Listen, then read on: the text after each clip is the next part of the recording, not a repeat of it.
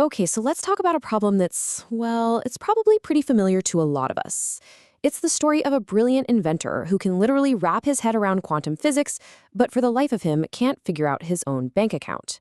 We're diving into that age-old mystery, where on earth does your salary go? So let's meet our hero. This is DrMonkeyMan. He's an absolute genius living in a place called Prosperity Forest. I mean, this guy can build banana-powered jetpacks, he can harness quantum energy, you get the picture.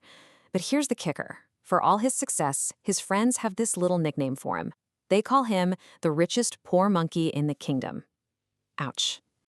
And that really gets to the heart of DrMonkeyMan's biggest puzzle.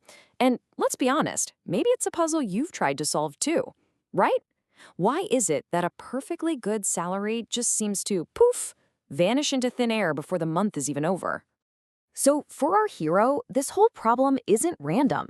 It plays out in this really predictable and honestly pretty painful monthly cycle. And it all kicks off with one single glorious moment.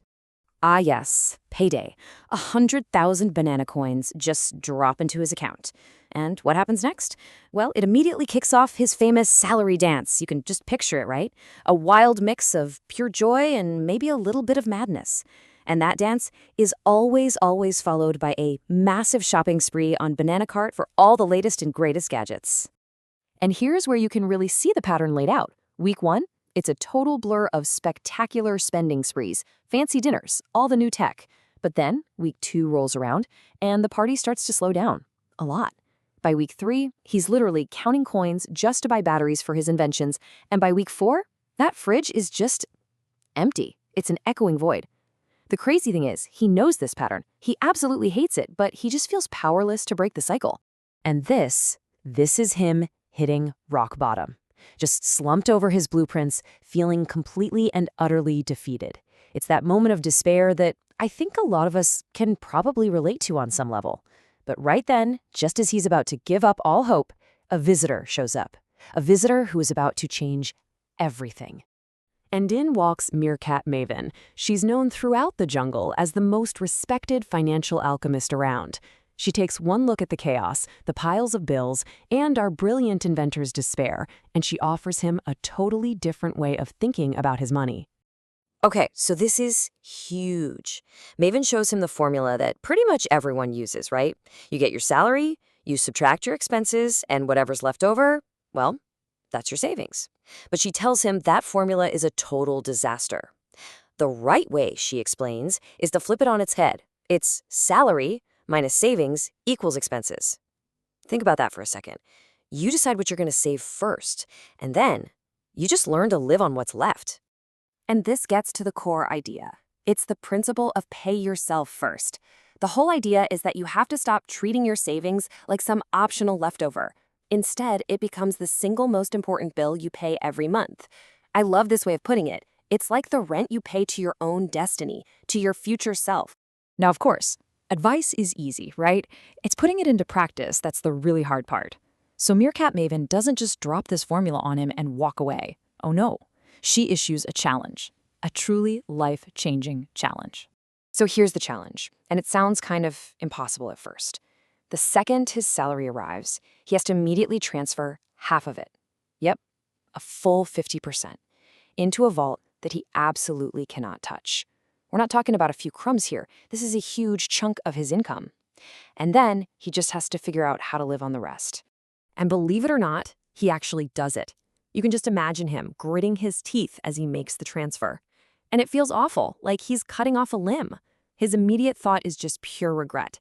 He's totally convinced he's just doomed himself to starving by the middle of the month. But then something really unexpected happened. He didn't just survive on half his salary, he actually thrived.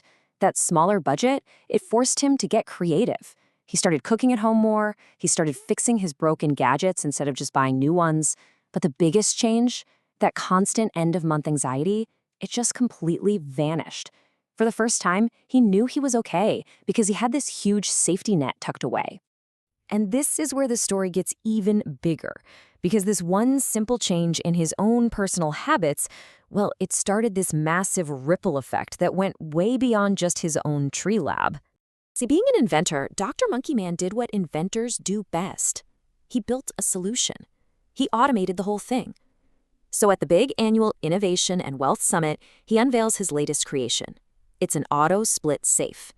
Any money you put in, it automatically sends 50% to what he calls a living fund, and the other 50% goes to a future fund. He basically found a way to make this powerful new habit super easy for everyone. The king himself is there, and he is seriously impressed. He asks DrMonkeyMan, so what would happen if every single citizen in the kingdom used this invention? And DrMonkeyMan's answer is so simple but so powerful. He says the entire jungle would fear less and dream more. And just like that, he convinces the king that it's time to build a forest with truly deep financial roots. And from there, the whole principle just becomes this huge cultural phenomenon. I mean, they create a new celebration called the Festival of Paydays.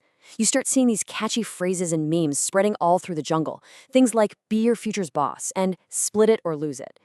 A parent named Polly even writes a hit song about it. The entire culture around money just starts to shift from the ground up. So near the end of our story, Meerkat Maven comes back to drop one final piece of wisdom, and it's so important.